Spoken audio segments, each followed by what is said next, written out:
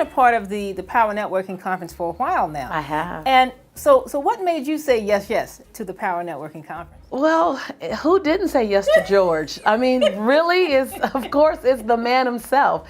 You know, years ago, back in 2004, I got this little bitty contract to write Chicken Soup for the African American Soul, and I didn't know what to do with it.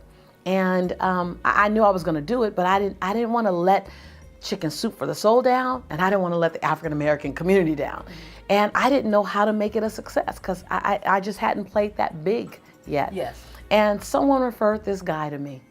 I think this man could help you. And I called, fully expecting to get an assistant, a voicemail, not have direct access. And this is George, as you know, as you've heard before, this is George. And I went on to share my opportunity that I got the Chicken Soup for the Soul contract. He first confirmed, is it the real chicken soup? Or is it like chicken wings for the soul? Is it our version? I said, no, it's the real chicken soup. And the generosity that this man showed to me, I mean, the generosity blew my mind. But it not only blew my mind, it cracked open a door of possibility. He gave me his blueprint for his tour. And I took that, and being an overzealous early in my 30-year-old woman, I'm at the time, I'm super, super excited, in mid-30s. I took that and I exploded that opportunity. And it was the launch of my career in many, many ways. It was relaunched and catapulted again with The Secret, but that was the beginning of showing up in the Lisa Nichols brand, and he gave me a blueprint on some things to do to help launch it. And so I'm here because an old friend, when no one knew my name,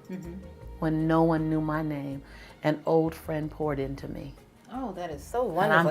He's a wonderful man. Yeah, I'm here in divine exchange. It's very easy. I'm here in divine exchange. Yes.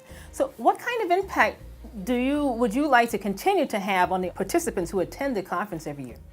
My goal is to make them mildly to moderately to significantly uncomfortable.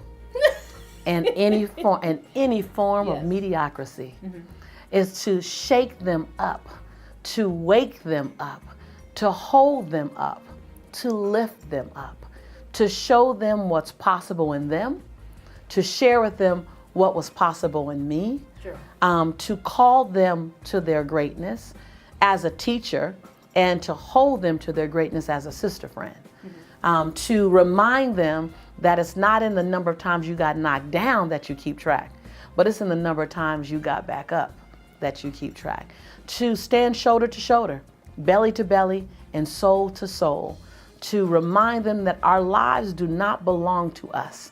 They belong to the legacy that we are going to leave, so that we inspire others who may not even be watching us today, but they will be watching us in the near future. So I'm just here to, shake it up a bit and wake it up a bit. I've been known to be a pistol, I know, and I come for that reason. I think that we need a safe place to come, and FraserNet is that, a safe place to come to take off our superwoman capes and our superman capes, and to talk about what in me needs to grow in order for me to live in my legacy. Yes.